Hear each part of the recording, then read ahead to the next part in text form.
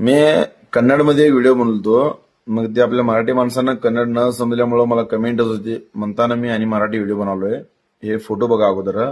हे माझा फोटो आहे. हे मी वेट उचललेला फोटो आहे. 100 किलो उचललेला एक हातानं. मग हे जे आहे हे इंजेक्शनचा फोटो आहे. हे कंपनीवाले काय केलेत की हे इंजेक्शन घेतलं तर माणसाच्या शरीरामध्ये अशी भरपूर पॉवर ताकद येऊ शकते म्हणून हिने ऍडव्हर्टायझिंग करायसाठी हे फोटो एडिट करून व्हायरल केलेत इंस्टाग्राममध्ये. मग ह्या इंजेक्शनचं ह्या ड्रग्सचं माझ्याशी काही घेणं देणं नाहीये.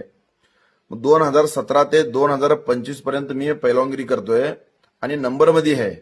मग मी जर विचार केला असता ना तर ह्याच्यानं जर ताकद येत्या मग मी ह्याचा बिझनेस केलो असतो आणि अशा नवीन नवीन मुलं जी पैलवानगिरी करतात ना त्यांना सगळ्यांना विकलो असतो आणि आज माझं एक होलसेल मोठं दुकान झालं असता. 10 वर्ष झालं मी पैलवानगिरी करतोय. 10 वर्ष झालं. 10 वर्षामध्ये मी किती बिझनेस केले, लाखो रुपये कमवलो असतो मी. हे लोक जे आहेत ना हे पैसा कमवण्याच्या नादामध्ये एका माणसाची जिंदगी बर्बाद करायला आलेत. मग मला चॅलेंज आहे ह्या कंपनीवाल्याशी, तुम्ही स्वतः एक पैलवान तयार करा आणि त्या पैलवानशी मुकाबला माझ्याशी लावा. 1 वर्ष टाइम देतो, मला हरून दाखवते, मी त्या दिवशी पैलवानगिरी सोडून दाखवतो. तर नवीन पिढीत तुम्ही जी पैलवानगिरी करताय तुम्ही कुणीही ह्याच्या नादाला लागू नका. हे सगळं फेक आहे, हे सगळं खोटं आहे. तुमची ताकद तुमच्या घरामध्ये येऊ शकते. तुम्ही हेच पैसा, हे ड्रग्सचा पैसा तुम्ही घरामध्ये दूध आणा, तूप खावा, लोणी खावा, काजू बदाम खावा. तुम्ही जितका पैसा खर्च करताला तेवढं तुम्हाला खुराक मिळते. तुम्ही घरामध्येच, तुम्ही तालमीत राहताय किंवा घरात राहताय, तुम्हाला समजायला मी बोलेल समजते तुम्हाला. ती घरामध्ये ओरिजिनल ताकद राहत्या.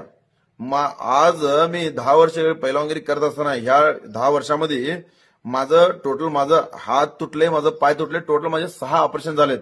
सारखा मी बेडरेस्ट, सारखा हॉस्पिटल, ऑपरेशन आणि रिपेअर होतो आणि बरं होतो आणि मैदानात जातो, हाईट त्या नंबरमध्ये खेळतो आणि पहिल्या नंबरमध्ये राहतोय. आणि असा विषय. तर ओरिजिनल खाणं जे आहे ना घरातलं, ती ताकद उशीरपर्यंत टिकते. ताकद येते आणि ताकद टिकते त्याच्यानं.